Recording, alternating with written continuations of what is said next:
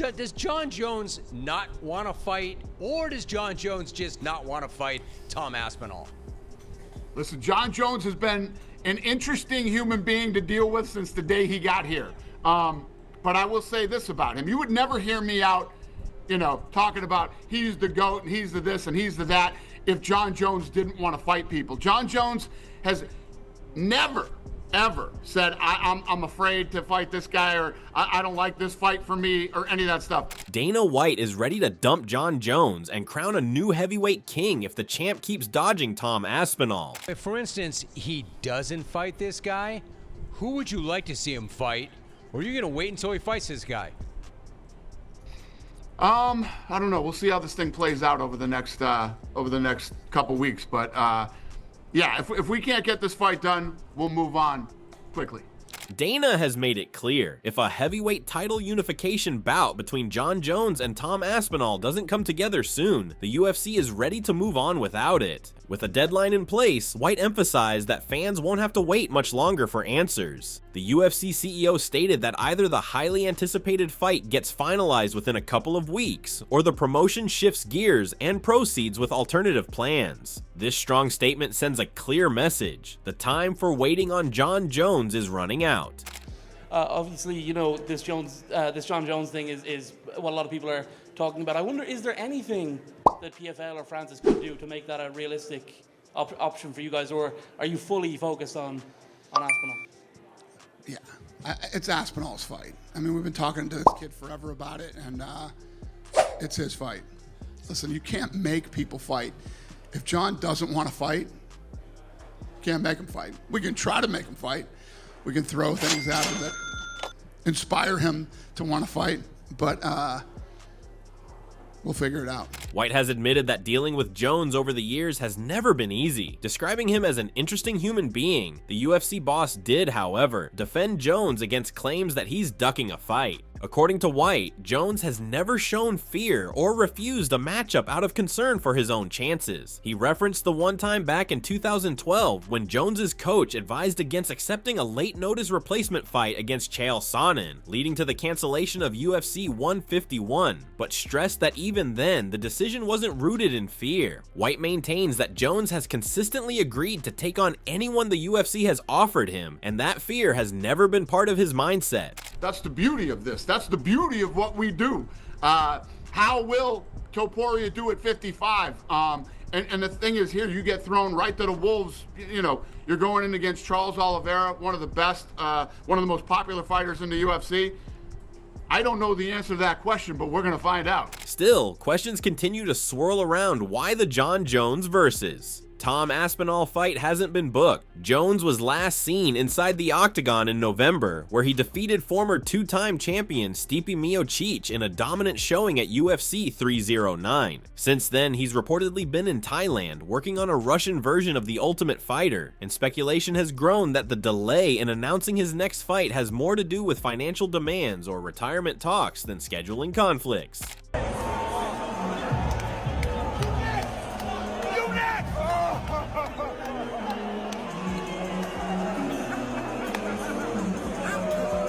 In contrast, Tom Aspinall has remained active and focused on the heavyweight division. He successfully defended his interim title in July 2024 by finishing Curtis Blades in just a minute, a rare defense of an interim belt. Before that, he had knocked out Sergey Pavlovich in November 2023 to become the interim champion. Now, the Wigan-born contender is more than ready to fight for undisputed gold, and the fans are demanding it. A petition urging the UFC to strip Jones of the title has nearly reached 200,000 signatures, showing the level of frustration with the ongoing delays. Did you see the petition online from the fans? Every human on earth was DMing it to me, and yeah, I saw it. Just curious what you make of that. How many fans are there worldwide? It's like 400 million, 130,000 people want to see him strip. It's kind of silly. He said he doesn't care if you strip it, but he would vacate it. I've been busy. I haven't been keeping up with the gossip.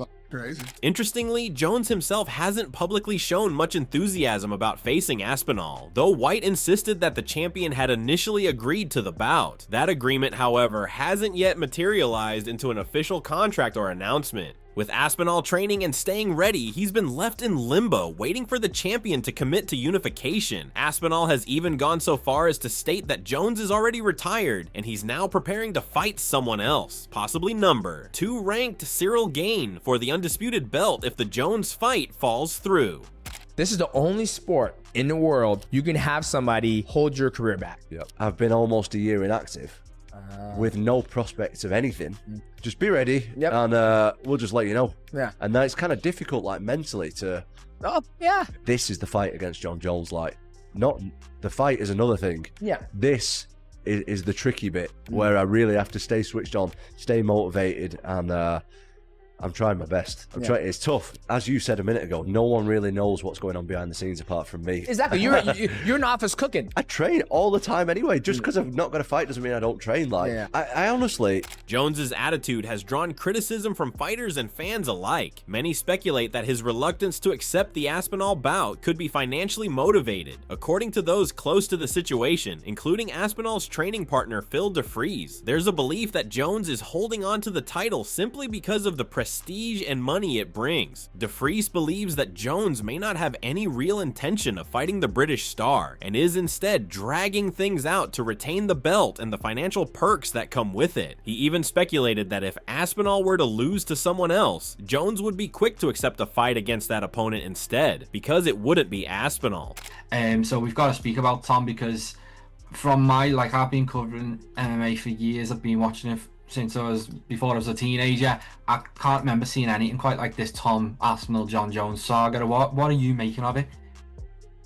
I don't think it's going to happen, you know. I don't think Tom wants it. I don't think Jon wants anything to do with it. I think Jon gets a lot of money for being champion. I think the sponsors and that are paying him a fortune, and I think he's just dragging along, keeping the belt as long as possible because it's worth that much money to him. I don't think he's got any intention of doing the fight at all. I think he's just going to drag it on as long as he can until he gets stripped. And then, you never know, he might come back. I mean, you know, but I'm betting he would if Tom did get beat, he would jump for joy and he'd fight the guy who beat him. But Tom's not going to get beat, and I don't think it's going to happen. I don't think so. I think it's just not happening at all. But you never know. But I think if it was going to happen, Jon would have said yes by now, and he's just partying in bloody Thailand, isn't he?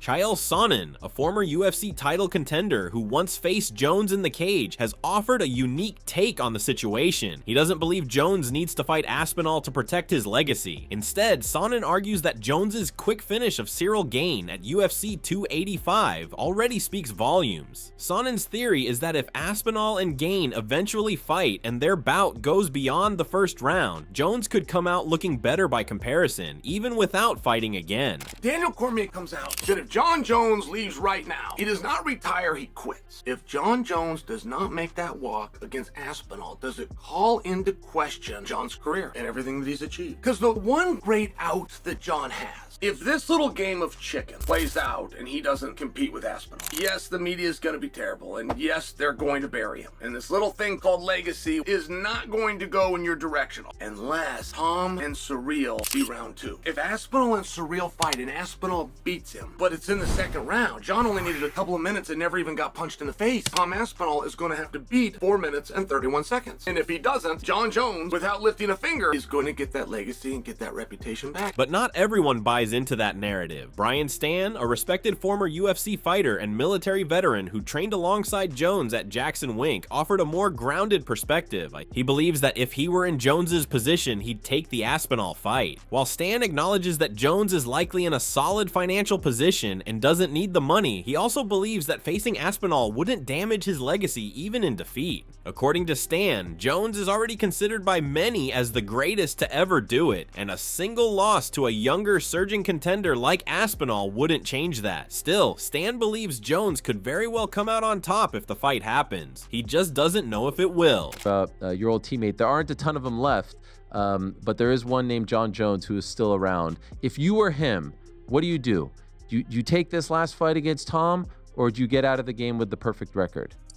You know, I think if I'm him, I take the fight, but that's easy for me to say because I'm not. I have no idea what's going on in his personal life. And the Jon, I knew him when he was very young. And one thing that always stood out to me is he was always very responsible with his money. He saved his money, which is not something a lot of fighters do. So he's probably in a really good financial position. But until I see him actually lose a fight, right? I think it's very hard to bet against him, even against somebody as young and as hungry as Tom Aspinall. But as we know in this sport, everybody has their time. But I don't think anything changes his legacy in terms of being the best, ever to do this, regardless of the outcome of that fight. But when I see those two athletes, you could absolutely see a path to victory for Jon Jones, and one where he could be standing there again, looking at all of us and laughing at any one of us who doubted him, because he's just that good. And I think the thing that makes him most unique, having fought on a couple of fight cards for him, is even guys as great as George St. Pierre, the level of anxiety GSP would get before he made that walk was insurmountable, to the point where he didn't really like it. There were times when Cowboy Cerrone would say he absolutely hated fighting. He just loved the training. When you see Jon Jones in a locker room before he's fighting, right, he looks like a kid who's getting ready to play a middle school basketball game. Like, he's genuinely excited to walk out there in the octagon and destroy the person in front of him. There's never a single doubt in his mind as to what he's going to do in there. I've never seen another fighter mentally like that in all the times that I fought and all the times that I've called fights. Never seen somebody with that level of mentality and that little anxiety before they walked into the octagon. Alexandre Pantoja, the reigning flyweight champion, also weighed in on the saga, expressing disappointment over how things have unfolded, contrasted his own activity with Jones's apparent disinterest in unifying the heavyweight title. He said, "Jon Jones is a very special fighter. Everybody loves him, but what is happening now is sad. Maybe it's time to say bye. Tom Aspinall deserves this fight. We deserve to see this fight. It's not right that Aspinall is standing by. Nobody is going to judge Jon Jones. He doesn't need to fight Aspinall, but if he doesn't want to fight and he wants to retire, then I think he has to say bye. I hope Aspinall is still training and in the gym and he doesn't waste his time." What's made the situation even more divisive is how Jones himself has chosen to communicate or not communicate with fans and the UFC. Despite having reportedly shared his plans with the promotion, according to White, there's been no real movement on the Aspinall fight. And with each passing week, more fighters and fans become vocal in their belief that Jones is either stalling for a better payday or mentally checked out of the sport altogether. When are you fighting Tom? I was waiting for it. When are you fighting Tom? Like, governor.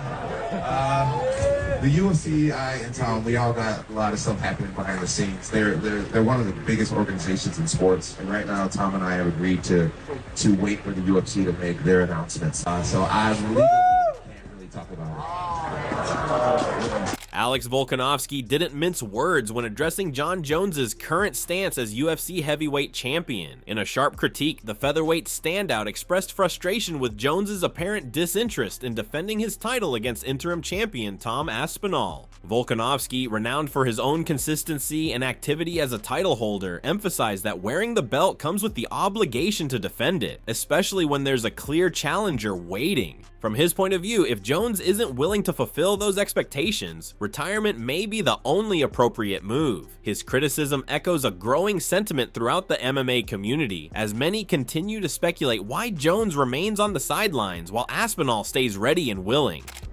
I've always been, if you're the champion, defend your belt. It's a responsibility. You can't just, I'm going to sit out. I think you need to be reasonably active. I think you need to fight whoever's there. If you've got an interim champ, it's a no-brainer. You know what I mean? So I don't want to throw heaps of shade, but I mean, look, I know he's proved himself. Everyone's like, oh, look what he's done. It's fine. It's like, yeah, no, not really. Don't hold up the vision just because, I know your resume is incredible. What you've done is incredible. You're considered the greatest of all time. Yeah, we get that. So if you don't want to fight, just retire. You're done. Or if you want big fights, you're going to have to vacate the title. Like it's a responsibility. That's how I've always looked at being the champ. It's a responsibility. Curtis Blades, who has felt Aspinall's power firsthand, offered a blunt assessment of the situation. He sees little chance of a Jones-Aspinall fight ever materializing, one that excludes Jones entirely. While Blades stopped short of calling it ducking outright, he did question the quality of Jones's recent wins at heavyweight, beating Cyril Gane, a fighter widely seen as deficient in grappling, and an aging Stipe Miocic who hadn't fought in years, didn't impress him as proof that Jones had conquered the division's elite in their prime. second. I was actually going to ask you after, but I think at this point, what's the excuse? Like at this point now, like I don't know. That's what I'm saying. You know, I have no idea. Like I'm not going to be disrespectful and say he's scared. He can't be scared. I have no idea.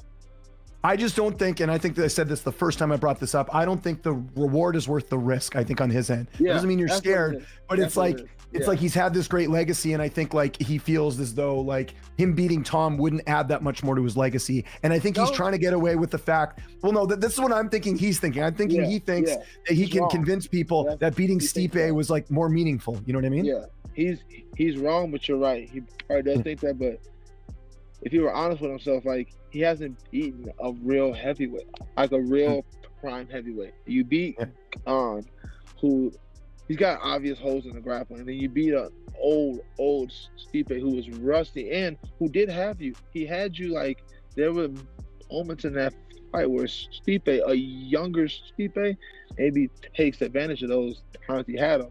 I think if Jon were to beat Tom, we would all be like, okay, he legitimately is the GOAT. He legitimately won the heavyweight title. It would I think it would help him. I think it would help him more than even if he lost. Because, bro, we get it. You're old. You're not a real heavyweight. We get it. You can lose. It's okay. From another angle, Rashad Evans added his voice to the debate, though with a more introspective tone. He drew on his own career to offer a more psychological interpretation of Jones's current behavior. To Evans, this isn't about fear or avoidance. It's about legacy management. The emotional and mental weight of preserving a legendary status can influence a fighter's decisions in ways outsiders may not fully grasp. In his view, Jones could be taking time to carefully consider what's at stake and how each move could shape the final chapters of his career, especially with someone like Aspinall surging toward him. All right, last thing. Jon Jones, Tom Aspinall, who you got? I got Jon Jones. I think Tom Aspinall is a man, but I feel like, Jon Jones is just another level. He can do it in so many different ways with his striking, with his grappling, and I feel like, being in a situation, coming in a fight where he's kind of being pushed into this point, I feel. Tom's a big boy. Yeah, but I feel like with Jon's a big boy too, and Jon knows how to fight like a big boy.